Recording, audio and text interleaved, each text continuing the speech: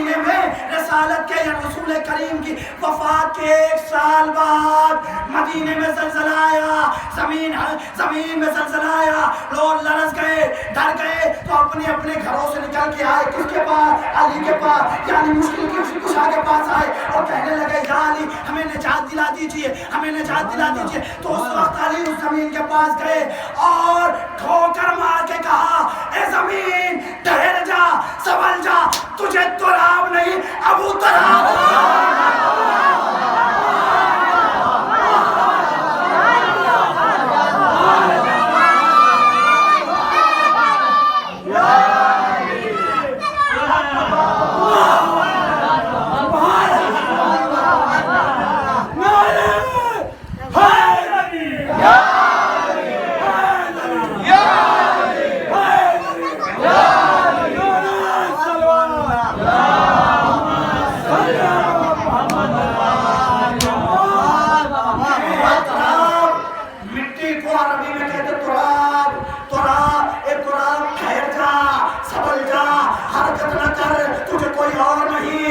تیرا باپ حکم دے رہا ہے، حکم دے رہا ہے۔ یہ کہنے کے بعد شرمندہ ہوئے، سر کو جھکائے اور آئے آہستہ کانوں میں کہا ذرا آہستہ بولو، ہم جانتے ہیں قرآن علی کے فضائل بیان کرتا ہے، ان کی شان میں نازل ہوا۔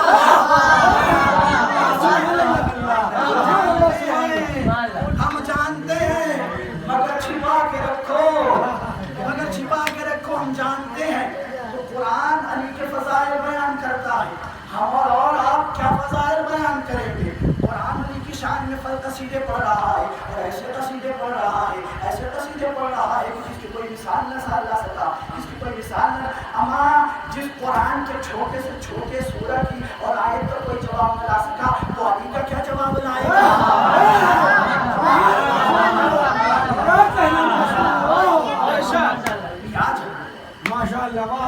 کیا جواب لائے گا؟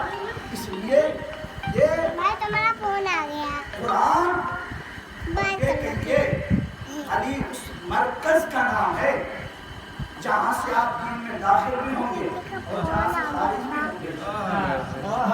کیا کہنا سبحان اللہ۔ اگر چاہے دین آپ تک آئے تو کہیں اور نہیں بلکہ علی کے پاس جانا ہوگا۔ اور بھی کہتا ہوں اگر آپ کو مصطفیٰ جان رحمت پہ لاکھوں سلام بھیجنا ہے تو پہلے علی کے پاس جانا ہوگا۔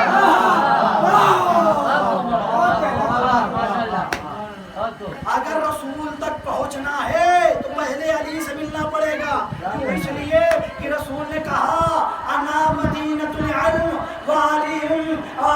بابھا، میں شہر علم ہوں، میں شہر علم ہوں اور علی اس کے دروازہ۔ جاننا چاہتے ہو، دین جاننا چاہتے ہو، نماز صحیح پڑھنا چاہتے ہو، روزہ صحیح رکھنا چاہتے ہو، حج و زکوٰۃ کے احکام جاننا چاہتے ہو، جہاد کا حکم کیا ہے، یعنی احکام شریعہ کو علم دین حاصل کرنا چاہتے ہو رسول سے، تو صرف رسول کے پاس ڈائریکٹ نہیں جا سکتے، رسول کے پاس جانا ہے تو علی سے مل کے جانا ہوگا۔ اگر آپ کہیں اور سے جائیے گا، دروازے سے نہیں، چھت سے کود کے آئیے گا، کھڑکی سے کود کے آئیے گا تو آپ چور کہلائیے گا۔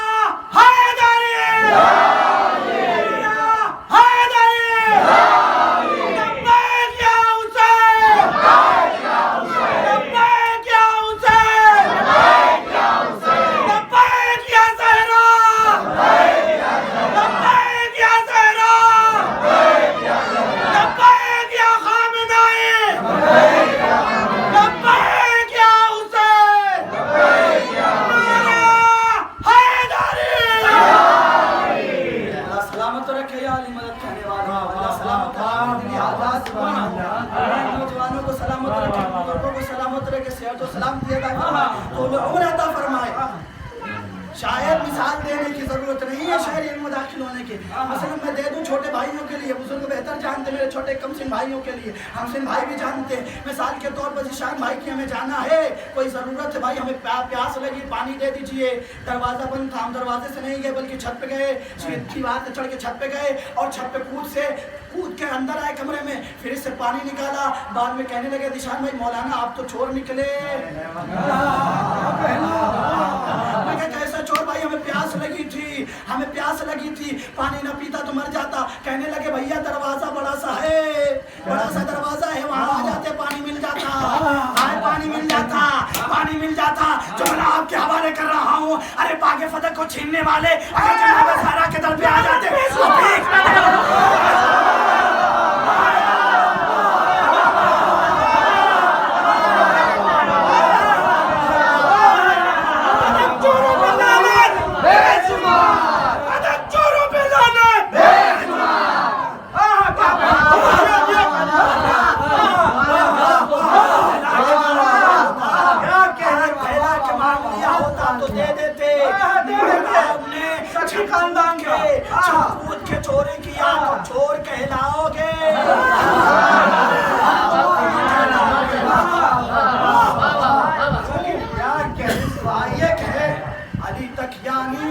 رسول کو سمجھنا ہے، ذات رسول کو، ذات مصطفیٰ کو سمجھنا ہے تو علی کو سمجھنا ہوگا، اس لیے کہ علی اس ذات والا صفات سے اٹھ کر جو کرن اور روشنی آئی تو اس روشنی کا نام علی ہے۔ یہی وجہ ہے جملہ تلخ ہے، مگر یہی وجہ ہے جنہوں نے علی کو نہیں سمجھا رسول کو نہیں سمجھا، جنہوں نے علی کو نہیں سمجھا رسول کو نہیں سمجھ پائے، اور علی کو چھوڑ کے ڈائریکٹ رسول تک پہنچنے گئے تو وہاں کون سے نکلے وسیم رضوی سے تیاگی بن گئے،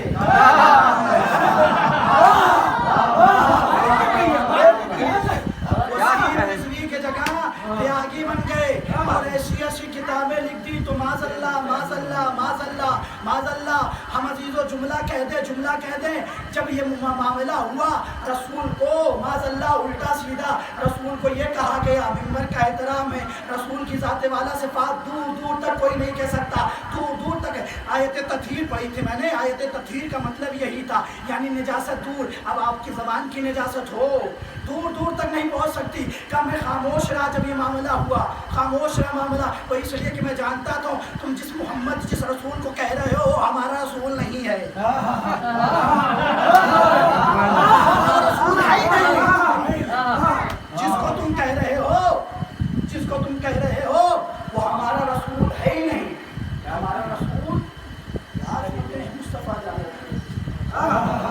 سلام عظمت مصطفیٰ آپ سمجھتے رہیے، میں نہیں کہہ رہا ہوں، کوئی نہیں سمجھ سکا ہے عظمت، چاہے ہم ہوں چاہے وہ ہوں کوئی بھی ہو، کوئی نہیں سمجھ سکا، یہ دعویٰ ہے منبر سے، میرے جملے نہیں ہیں بلکہ رسول کریم کے خود جملے ہیں، کہنے لگے اے علی اللہ کو کسی نے نہیں پہچانا، اگر پہچانا تو یا میں نے یا تم نے، اللہ کی معرفت کسی کو نہیں ہے، اگر کسی کے پاس معرفت ہے تو یا مجھ کے میرے پاس یا تمہارے پاس، اور سنو یہی اے علی مجھ کو کسی نے نہیں پہچانا، میری معرفت کسی کو حاصل نہیں، اگر کسی کو حاصل ہے تو یا خدا کو یا تمہیں،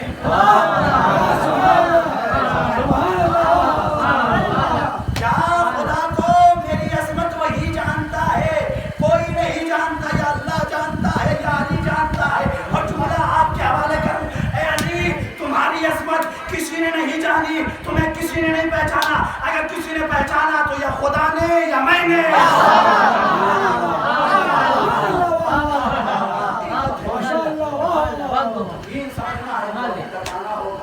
علی سے آپ کو دین ملے گا، کیونکہ وہ اور عزیزوں باتیں بہت دور تلک جائے گی،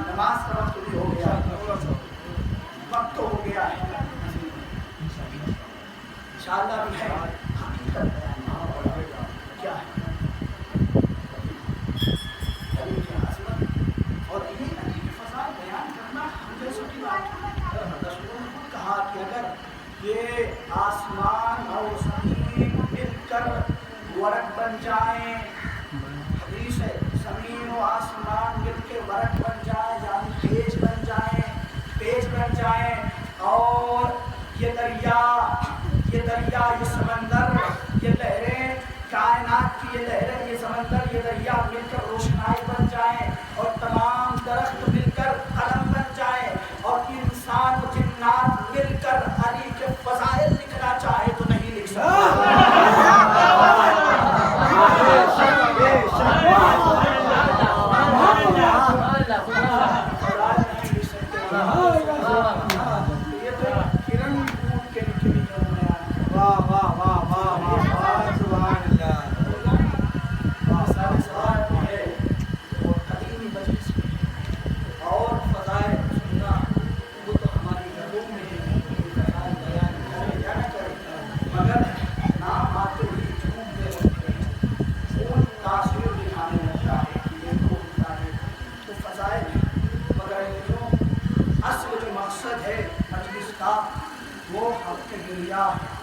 بچوں میرے چھوٹے بھائی آئے ذرا ایک کچھ دیر کے لیے صبر کریں، کچھ دیر چار پانچ منٹ اللہ جانے ایک الگ انداز سے مسائل پڑھنے کی کوشش کروں گا، سن لیجیے گا تو اور نہ روئیے گا لیکن احساس کیجیے گا۔ آج میں اس کا تذکرہ کرنے جا رہا ہوں